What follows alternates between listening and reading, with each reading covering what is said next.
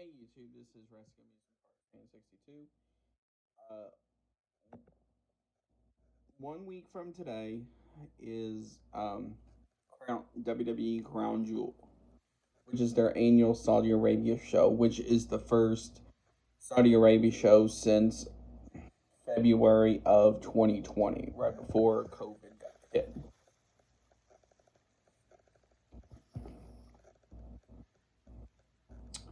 So, here are my predictions on who wins each match. As of now, there are a total of 5 matches for the show. That could change, but as of now, you have a triple threat match for the SmackDown Women's title, which is between Becky Lynch versus Bianca Belair versus Sasha Banks. Now, I do, I do think Sasha Banks will come out the winner of that match because she is the only one of the three that is staying on SmackDown. Um, Bianca and Becky have been traded to Raw. So that's the first major title change of the show. Now, next is Goldberg versus Bobby Lashley. Now, that one I am not entirely sure about, just because they're both about the same. But if I had to guess, as of now, I would say they're going to give the edge to Bobby Lashley with the momentum he's had over the past several months with reuniting the Hurt Business. About a couple weeks ago and stuff like that. So I say that next is the team of RK Bro versus um, AJ Styles and Omos. Now, this one is going to be an interesting match just because of the fact of RK Bro's momentum going into this match.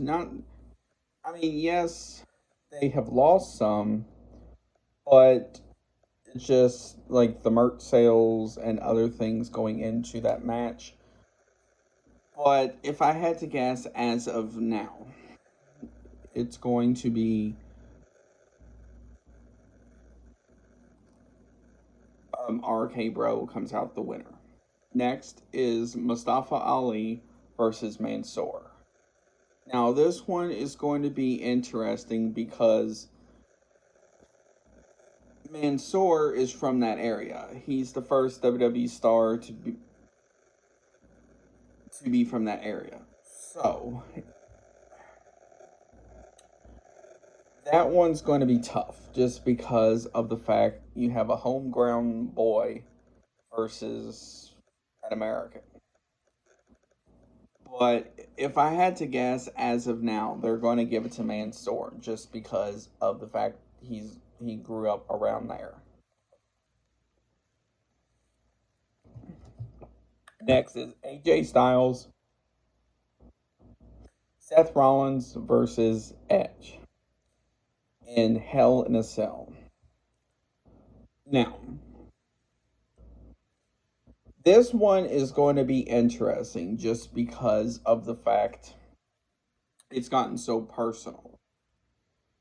Like like Seth Rollins breaking into Edge's house and so forth to make Edge to go over the edge to have it hell in a cell. Now, this one's going to be interesting for a number of reasons because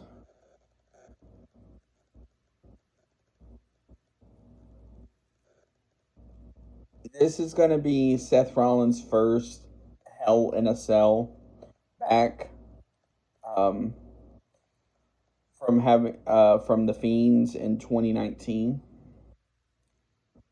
and it's going to be Edge's first in a long time. But with what Edge has been doing recently and the aggression he has had, I'm giving it to Edge at this point, just because of that. But it honestly would not surprise me if they take that rivalry on SmackDown and take it over to Raw. And now the last one, which will more than likely main event the show, that is going to be the head of the table, Roman Reigns, versus Brock Lesnar.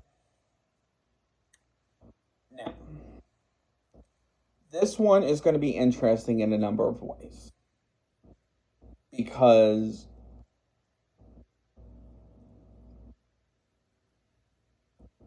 you can see the cracks starting to form between Paul Heyman and Roman Reigns. So, it's either Paul Heyman turns on Roman Reigns and goes to Brock Lesnar, or that happens at Survivor Series or coming up. So you can see the cracks starting to form, as either last week or the week before last on SmackDown, he asked who Roman asked Paul, does he acknowledge him? So that is going to be one of the key factors in that. But at the other end of the spectrum, you have returning Brock Lesnar, who has not had a match yet in WWE since he came back at SummerSlam. He's made appearances and kind of done some ring work, but not actually had a full match on WWE programming. The last time he had a match in WWE was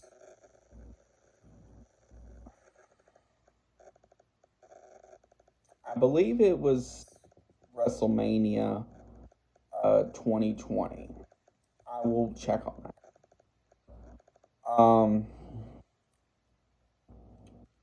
But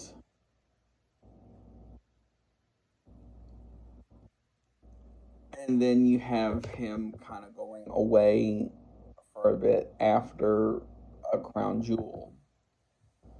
So that one's a tough one because they're both about the same ring work wise, but I am curious on how they're going to do that.